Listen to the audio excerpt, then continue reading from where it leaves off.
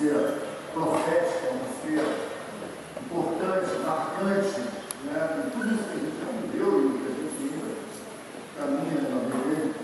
Eu vou falar hoje, vou falar sobre um assunto, mas antes de falar sobre esse assunto, eu quero me reportar aqui em Mateus 26, hoje talvez assim, vendo esse clima diferente. Meu irmão, nós estamos com um espírito jovem, então curte aí, você não tem lugar para chegar hoje, depois a gente volta ao normal, chato, né? Normal, é isso. Vamos ver como é tudo a noite fazer normal, eu espero que não. Normal é muito ruim, né? Mas tudo de volta. Então Jesus está comemorando a Páscoa com os seus discípulos, Mateus 26, versículo 26, e ele diz: enquanto comiam, Jesus tomou o pão e, abençoando, partiu e deu aos seus discípulos e disse: tomai e comei, esse é o meu corpo.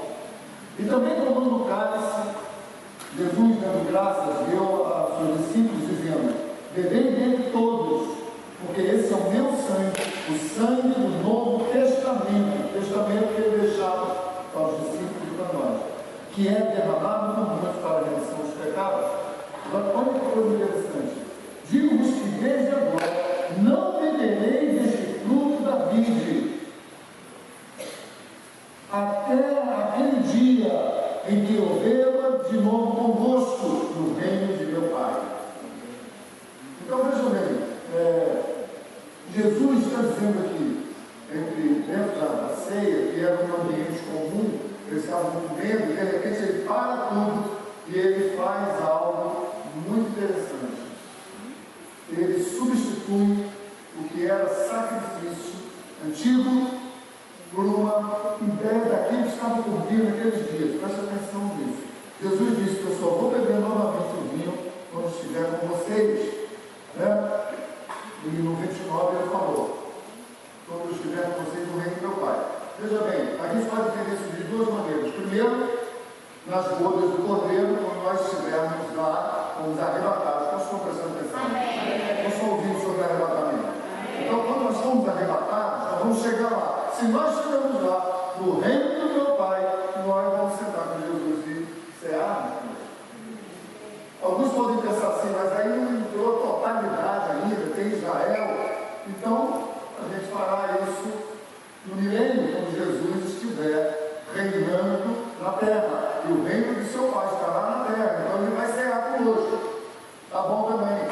Mas eu posso ainda entender de uma terceira maneira. Eu posso entender que enquanto nós estamos aqui, Jesus não ceia o vinho conosco, mas ele participa conosco da ceia, porque ele disse que estaria presente.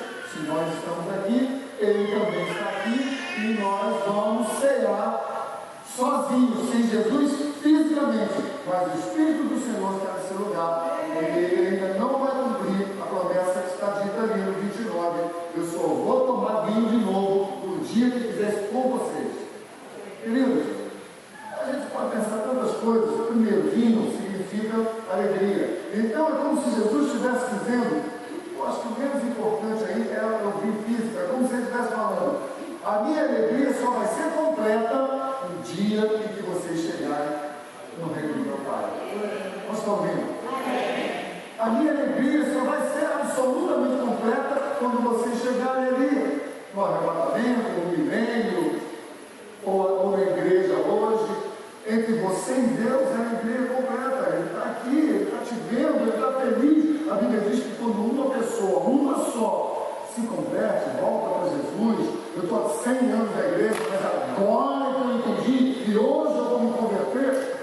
A Bíblia diz que a festa no céu, eu creio que é uma festa legítima. Não tem nenhum anjo lá chegando: pô, Jesus, nossa, só que esse cara já entrou essa igreja 10 vezes, já tem 10 festas para ele. E é festa de novo hoje, será que é essa mesmo? Eu não penso assim. Eu acho que Deus no céu, ele sabe exatamente a pessoa que entregou a sua vida para ele. Ele sabe, eu não sei, ele sabe. Ele sabe como nós aplaudimos, vamos para frente, abraçando, e lá em cima está todo o nosso silêncio. Por quê? Ele sabe. Eu sou bem na frente, mas no coração dela. Chato, né? Mas Jesus está dizendo que haverá um dia onde ele vai se alegrar totalmente. Quando nós estivermos juntos com ele no reino do seu Pai. Hoje nós celebramos entre nós, com ele em espírito, né? Fala algumas coisas sobre o pão, por exemplo. A Bíblia fala sobre o pão, e você conhece o pão. Se você não sabe, mas os judeus usam Mazda. Sabe o que é um Mazda? Não é um carro, não. É massa, não. Mazda é carro. É massa. Então, aquilo é uma espécie de um creme-cracker gigante, né? Cheio de listrinhas e furos, para você ver como até nos costumes o Espírito Santo influenciando o seu povo, eles fazem certas coisas sem sequer entender. No fundo, esse pão com essas listas, que é o pão sem fermento, que simboliza o pecado, o furado, ele já tem algum significado. Primeiro, já estou dizendo, né? Não tem fermento. O fermento é o pecado. Lembra de uma história, quando João Batista olhou para Jesus e ele falou: veja, esse é o cordeiro que vai levar os pecados do mundo, o pecado do mundo, não é nem os pecados, é o pecado simbolizando toda a concentração de pecado que o ser humano pode produzir, ele vai levar sobre ele. Isso aí quem falou foi o João Batista. Então, esse pão asno, o pão massa, né? Ele, no fundo, ele aponta para o batismo de Cristo, né? Ele é um pão todo cortadinho, assim, com listras e furinhos. Os cortes representando as chicotadas que Jesus, né, tomou numa cruz. E os furos são as suas mãos transpassadas. Vou mostrar isso na Bíblia. Olha a sua Bíblia. Eu não sei se na tua tradução vai aparecer assim, mas eu vou, de qualquer maneira, vou te mostrar aqui. Isaías 53. Ele diz aqui: porque ele foi subindo, versículo 2, como renovo perante ele, como raiz de uma terra seca, não tinha parecer nem formosura, os contras. Olhando para nós para ele, nenhuma beleza vimos para que o desejássemos. Ele era desprezado, o mais indigno entre os homens, homem de dores, experimentado nos trabalhos, comum de quem os homens escondiam o rosto, era desprezado, e não fizemos dele caso algum. Verdadeiramente, ele tomou sobre si as nossas enfermidades, as nossas dores levou sobre si, e nós o reputamos por aflito e ferido de Deus, oprimido, achávamos que ele era, mas ele foi ferido pelas nossas transgressões. Essa palavra no original é traspassado. Então ele foi traspassado pelas nossas transgressões, nas mãos, nos pés e na costela. No lado da costela, ele foi ferido pelas nossas transgressões e moído pelas nossas iniquidades. O castigo que nos traz a paz estava sobre ele, e pelas pisaduras como sarados. Pisaduras no original se chama estrias. Então, seus cortes, pelas suas dores, pelas estrias, então a gente vê num simples creme-cracker gigante o artigo de Cristo. É incrível como muitas vezes, né, a gente não entende que a Bíblia diz que Deus cegou o entendimento dos judeus para que não vissem. Então é incrível isso, porque tudo aponta para Jesus. Se você pegar essa parte também do pão, na ceia judaica, eles pegavam o pão e dividiam em três. Quantas pessoas estão prestando atenção? Prestando atenção? Em quantos pedaços a gente dividiu o pão? Ele dividiu o pão em três pedaços. Ele abria o lenço de algumas culturas mais aprofundadas em três repartições. E ele deixava três pedaços de pão ali. Só que o pão do meio, ele tirava daquilo, juntava os outros dois pães, botava ali em cima da mesa, e aquele pão do meio eles embrulhavam no pão e escondiam na casa.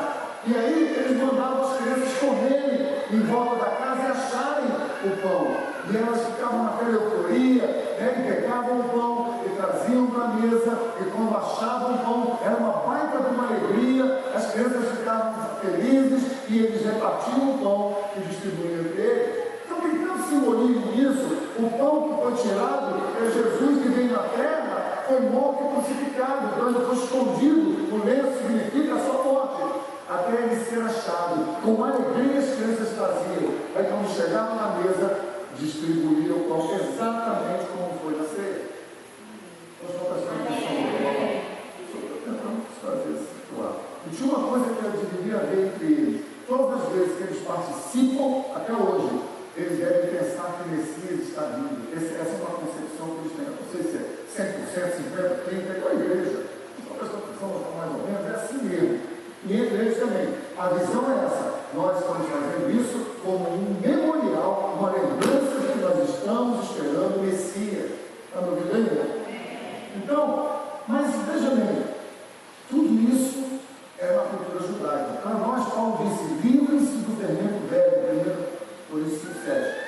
Jesus falou uma outra coisa, esse é o meu corpo, como está em Isaías, 600 anos antes de Cristo, Isaías fala uma coisa e Jesus incorpora, vive o que está escrito num pedaço de biscoito gigante. Ele vive aquilo que ia acontecer. Tu pode imaginar Jesus aprendendo a palavra, se identificando com o Messias e olhando e imaginando, eu vou passar por isso. Tu pode imaginar isso? Jesus olhar para Isaías 53 e pensar, eu vou ser unido, ferido, espancado, ridicularizado, eu vou ser envergonhado por esses que nem querem saber de mim.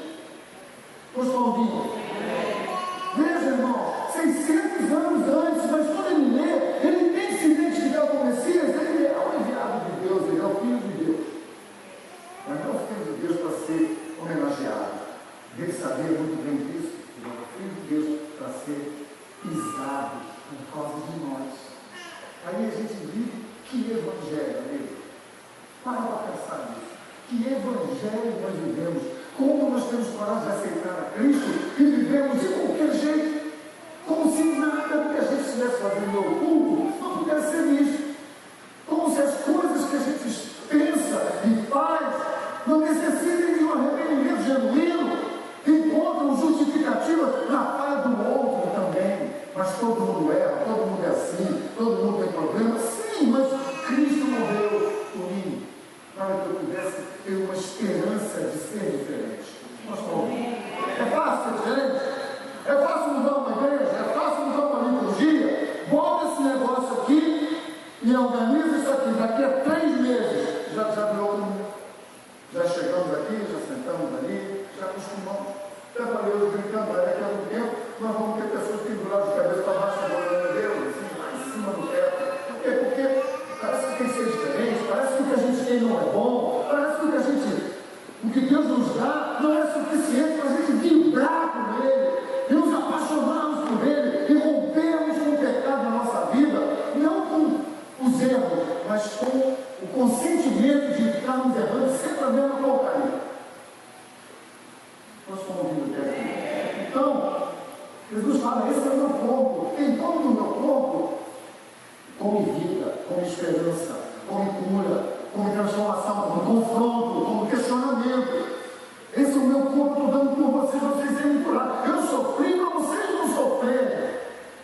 Como é que a gente está na igreja? Tem pessoas que estão na igreja, mas acham melhor estar no mundo. Até você crescer e amadurecer no mundo e descobrir que é tudo uma ilusão, uma mentira. E você também vai passar pelas mesmas angústias e dores que passa dentro da igreja. Só que na igreja há esperança, há Cristo. No mundo não há Cristo. A crucificação, pedrada, maldade, soberba, inveja. A que está se referindo então essa ceia? Para que é feita a ceia naquele tempo? Eu vou te dizer para quem? A igreja em Cristo. Não fica soberba, nós, a igreja, eu. Não, a igreja é Cristo. A igreja, sabe quem era a igreja? Eram os judeus. Sabe quem era a igreja no tempo de Cristo? Os judeus. Todos os discípulos eram judeus. Então, queridos, a coisa era tão judaica que Deus teve que levantar Paulo, dar uma arrebatada no Paulo. Deus deu uma confrontada inigualável no Paulo, de cegar o Paulo, de fazer ele ver com os olhos fechados coisas que com os olhos abertos ele não estava vendo.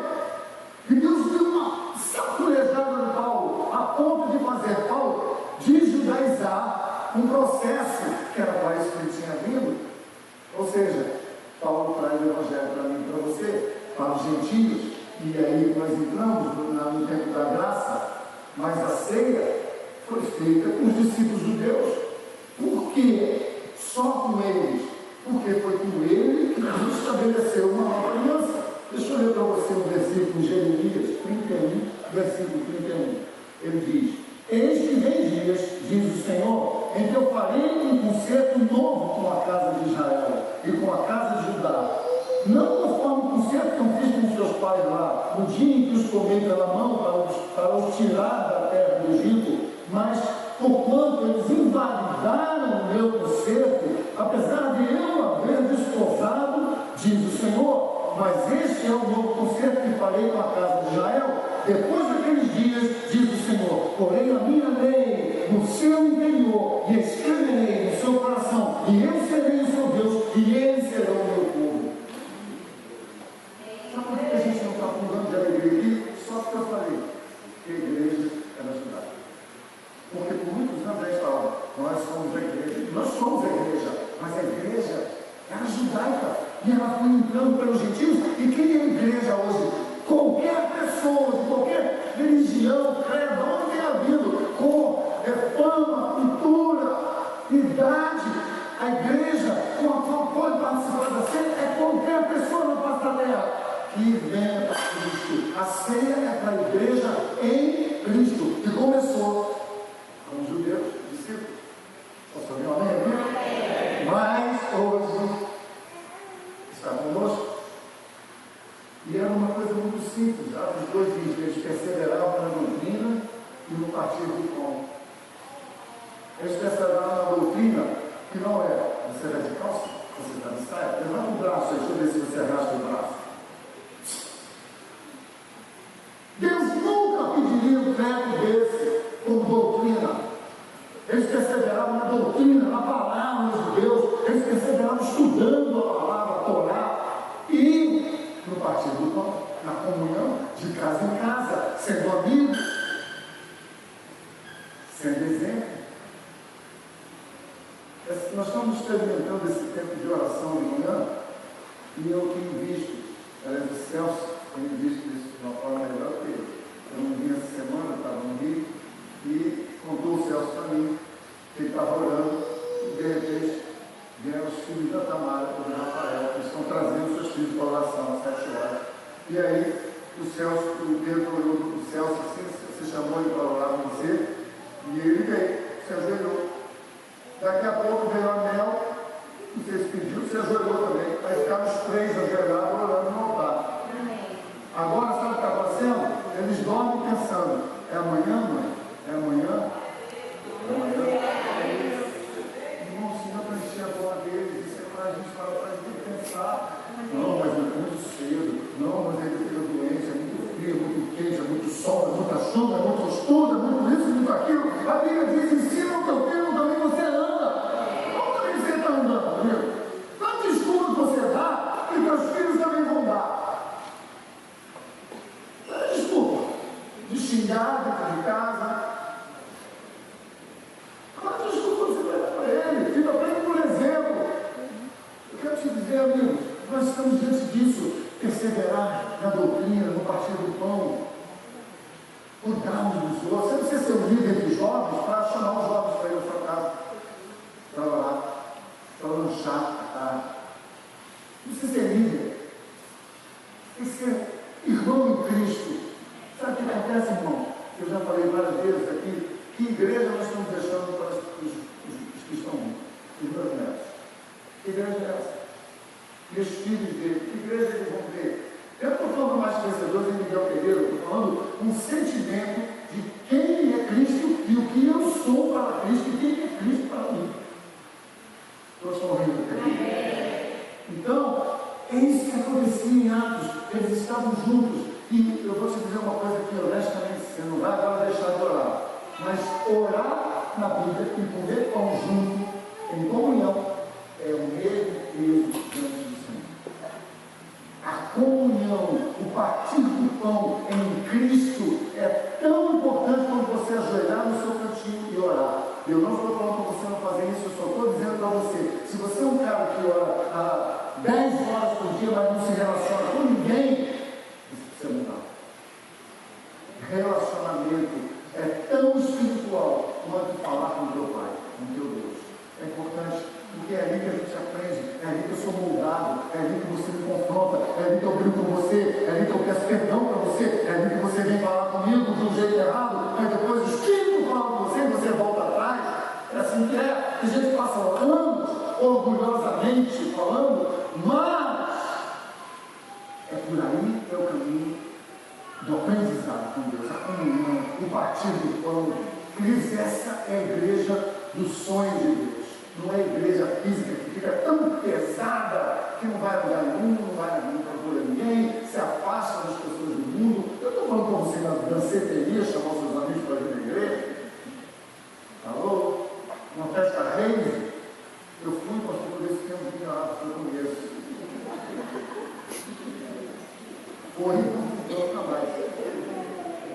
Não estou falando disso, mas Deus vai te dar a pessoa na palma da tua mão. Se dentro do seu coração houver um clamor em dizer, Deus, eu quero conquistar o mundo, eu quero fazer a diferença, vamos ganhar o mundo, não é uma canção, vamos ganhar o mundo, vamos ganhar o mundo, como o pastor, ele falou, eu preciso ter uma palavra ou uma atitude.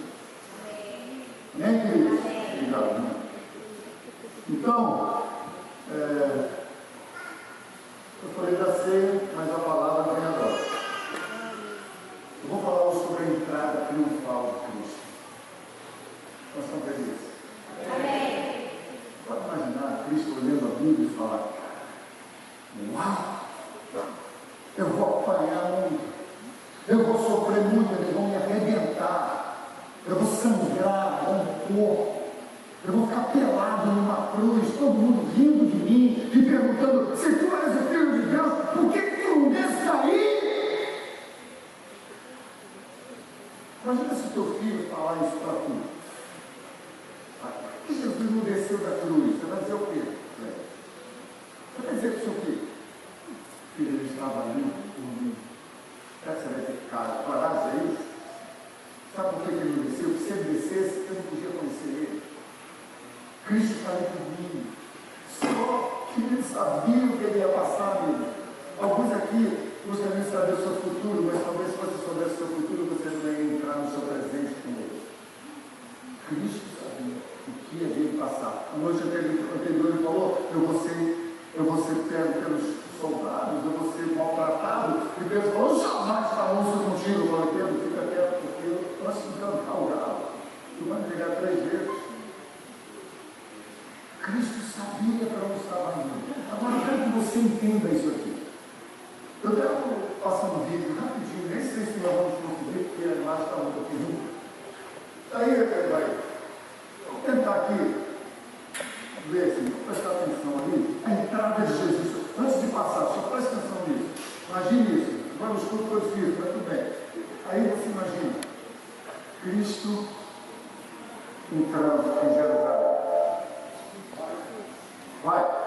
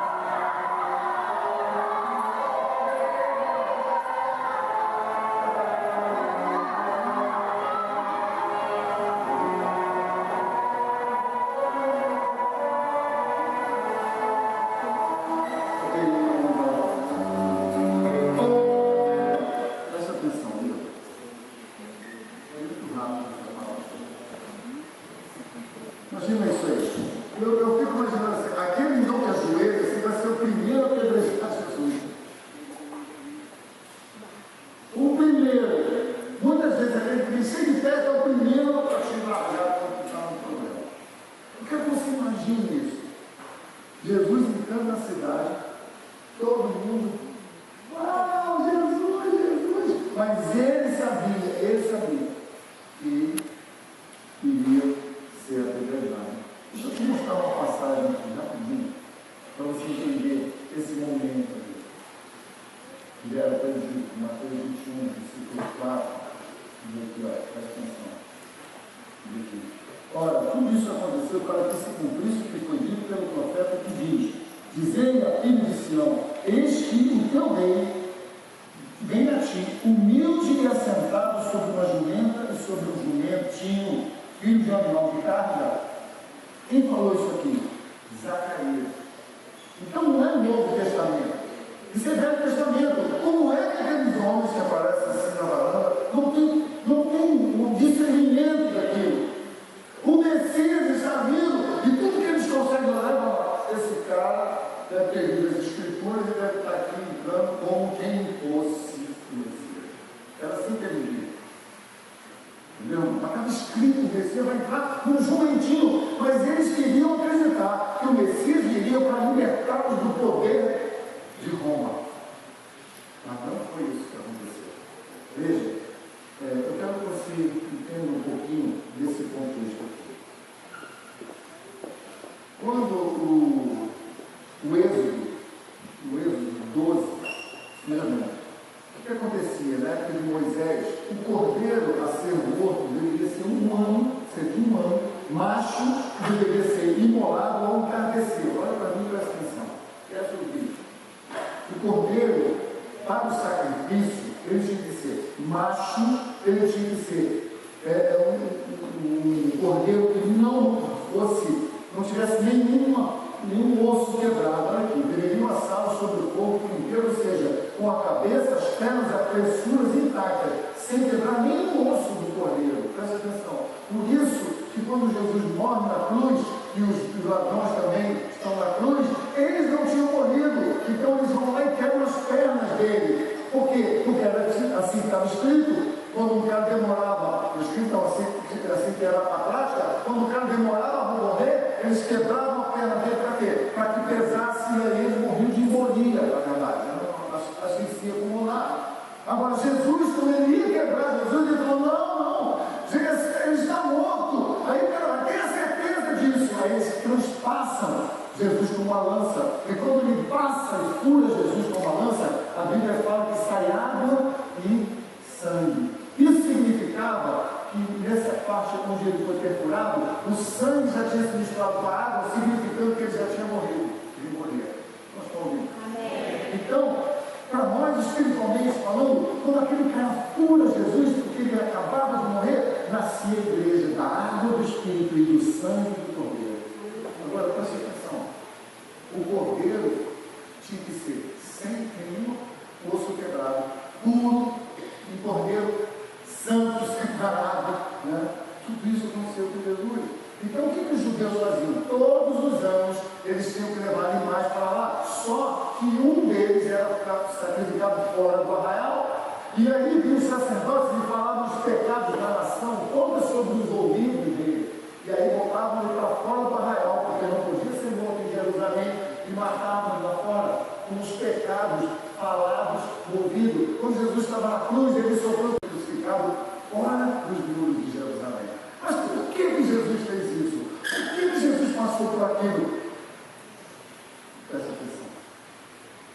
A Bíblia diz, e a Bíblia já nos exortava acerca disso, Jesus diz: esse trono que vocês estão fazendo aqui, esse templo, não ficará pedra sobre pedra. O que significava isso? Significava que eles iam ficar sem lugar para sacrificar todos os anos. Nós estamos prestando atenção. Eles não sacrificariam lá. Por quê? O templo seria destruído. O que na verdade estava acontecendo? O que na verdade estava acontecendo é que Deus estava provendo o último sacrifício. Nós estamos ouvindo? Por isso que o sacrifício de Jesus foi suficiente. Por quê? Porque a partir de Cristo nunca mais Deus receberá o sacrifício nem de homens e nem de animais. Por quê? Porque o sacrifício perfeito foi entregue na cruz do Calvário por nós. Eles estão ouvindo aqui. Nós podemos ficar felizes que foi com você. Até hoje, presta atenção, nunca mais, até hoje, eles não têm lugar para sacrificar. Quando isso virá? Quando o anticristo vier e eles vão formar novamente o tabernáculo, e eles vão querer sacrificar. Só que quando for ser sacrificado, o anticristo vai dizer: para só um pouquinho, vocês vão sacrificar isso para quem? Pode tirar a arca, pode um trono lá, porque eu sou Deus. Deus não aceitará mais nenhum sacrifício, porque o último sacrifício já foi feito por nós. Hoje, todos nós fomos justificados por Cristo Jesus, na cruz do Calvário. Posso ouvir um amém aqui? Eu quero que você pense sobre isso. Agora entra Jesus. Presta atenção nisso. Vocês jovens que receberam uma palavra tremenda nesses dias. Jesus está entrando, aplaudido, glorificado. É o Filho do Rei, bem-vindo, Senhor. 4 dias depois, ele estava sendo crucificado. Até isso, irmão, são os ataques do mundo. Para cada ação que você fizer, haverá um contra-ataque do mundo. Isso é igual ao jogo de futebol. Se o teu time está indo muito pela esquerda, intervalo de tempo, o técnico manda botar mais um marcador em cima dele. É muito simples. Basta você dizer: nessa noite, eu quero ser Jesus, eu vou mudar a minha vida, eu não vou mais viver mais ou menos com Deus. No momento em que você disser isso, o inimigo vai montar uma guarda dele. E por isso que muitas pessoas não querem tomar posição com Deus, porque elas pensam que é melhor viver atuados pelo inferno, mesmo que aparentemente em descanso, do que tomar uma posição com Deus de verdade. E no fundo, passe a vida inteira andando na montanha russa dos prazeres e dos desejos incontroláveis. Isso também vem sobre nós, que estamos querendo Deus de verdade. Eles existem. A questão é: como é que você diz isso? Você enfrenta ou você dá uma desculpa? Você é capaz de olhar para você e dizer: eu preciso mudar? Ou você diz: mas todo mundo é assim, eu preciso de outras coisas na minha vida hoje? É isso que você está dizendo? O Espírito do Senhor está aqui. A ceia está aqui. É coisa linda. 2014 anos depois, estamos aqui para ceiar. Igualzinho os discípulos fizeram. E Jesus diz: quando vocês passarem por isso, não passa por isso de qualquer jeito. Tem gente que vem na fila assim: não, mas depois vamos no avalanche, vamos ali na fila da turma, onde é que tu vai depois? Alguém ceia aqui, você tem muito entendimento, que porcaria você está fazendo na sua vida. A Bíblia diz que é por isso que as pessoas estão dormindo na igreja, porque elas não querem saber disso. Ele fala: todas as vezes que vocês participaram desse pão, desse vinho, todas as vezes, lembrem de quê? Lembrem do que eu fiz com vocês. Sabe o que acontecia lá com o cordeiro, carneiro, era sacrificado? Ele era um memorial de que Deus os havia libertado do cativeiro do Egito. Vocês estão ouvindo? Quando você vier aqui nessa noite, sabe o que isso representa? Jesus quebrou as cadeias do pecado na sua vida. Por isso que o pão não tinha fermento. Nós vamos começar a fazer um convite para minha filha fazer isso. Não porque o pão sem fermento vai mudar, mas é o entendimento. Quando eu vier aqui, eu não posso vir aqui. Então tá bom, espera lá fora. Não demore, tá bom. E aí, tudo bom? Se você for fazer isso, eu te dizer, não faça isso. Não faça isso, não vai te salvar. Isso aqui é para quem quer avançar. Ceia é para quem quer avançar com Cristo. Cada passo que eu dou, todas as vezes já fiz muitas ceias, todas as vezes que eu tomo a ceia, eu preciso avançar. Quantos passos? Um de formiga. Lembra da brincadeira? Tem épocas que te dá um de girafa. Tem épocas que é um de formiga. Mas no reino de Deus, Ficar parado, não dá passo nenhum, é andar para trás. Enquanto você está parado, o universo está girando, então você anda para trás.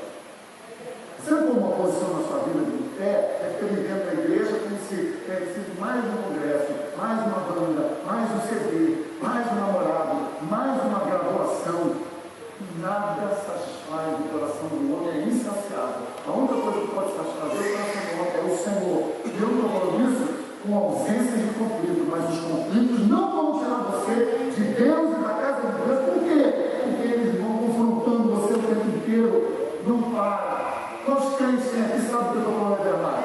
Não tem sossego, não tem moleza, mas também não tem monotonia. Monotonia não tem. E aí, que houve? Está deprimido, cara. Aí dorme.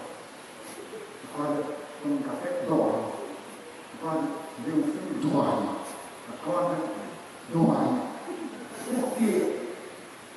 Porque não está fazendo nada, não está cansando. Isso não é vida, né? Isso é vegetação. Vegetação não.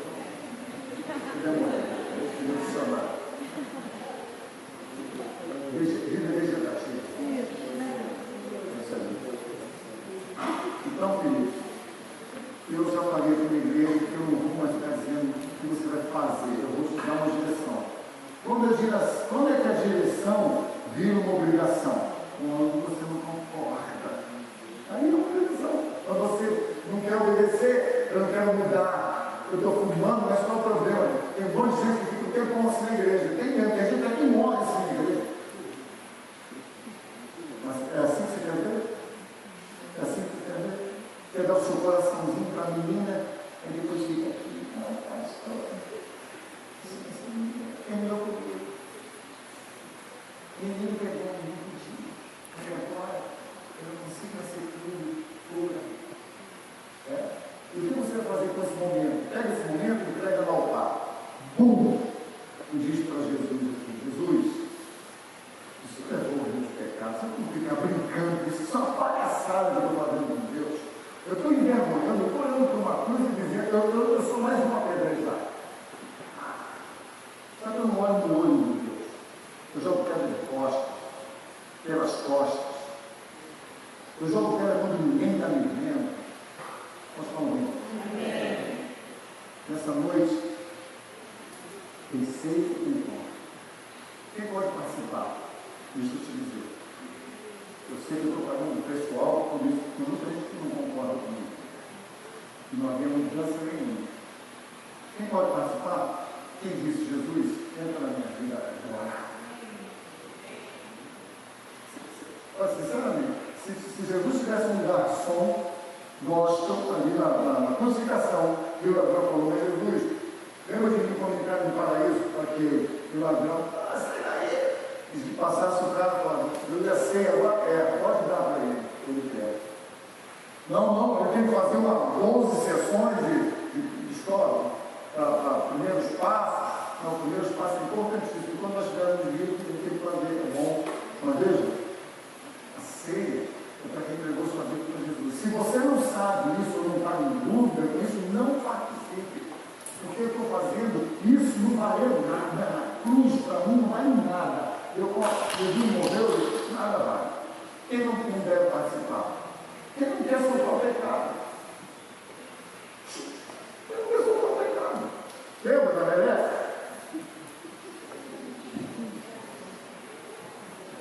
Não quer soltar o pecado. Você não quer soltar o pecado. Não é porque é bom mesmo, não é porque é bom, mas porque é mortal. Então você não quer. Se você disser para Deus aqui na ceia: Deus, eu estou vendo e eu faço isso hoje, zerou com Deus. Porque você disse que está em pecado, que eu estou cego, você vai passar a ver agora. Mas se você disser: eu estou vendo, mas eu sei, eu tenho Jesus, eu amo o Senhor, você está cego, porque o pecado te dominou, e a cruz não foi suficiente para te libertar. O cordeiro não foi suficiente para te libertar. Nossa, creia que o cordeiro foi suficiente. Não precisa do outro Jesus, morrer na cruz. De que Jesus é o cordeiro que desceu do céu e morreu e ressuscitou, para que todo aquele que nele crê não pereça, mas tenha vida eterna. Não está nem falando sobre ser, mas que não pereça, tenha vida eterna, significa que é um hiato de tempo, é um pedaço de tempo onde nós estamos com Cristo agora, pessoalmente e como igreja, partilhando o tempo, caminhados. Absolutamente aqui, todo mundo mude, silêncio. E para você refletir sobre isso? Então, se quiser, nós vamos terminar essa coisa agora. Examine cada um a si próprio. E isso, vou precisar de você, isso você está mais aí, né?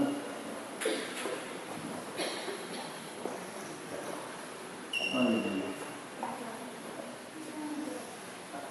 Eu quero que você pense agora nessas coisas que eu falei, nesse cordeiro pascual.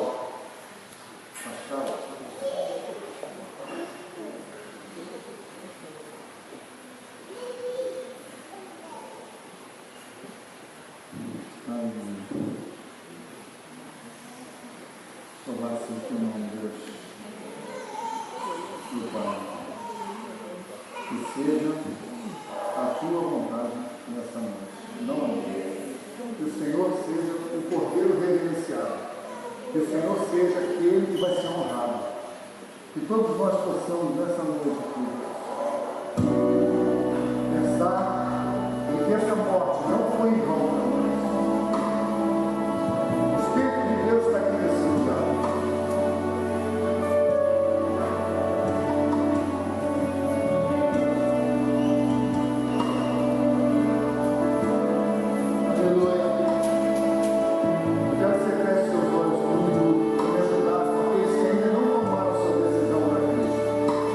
Existem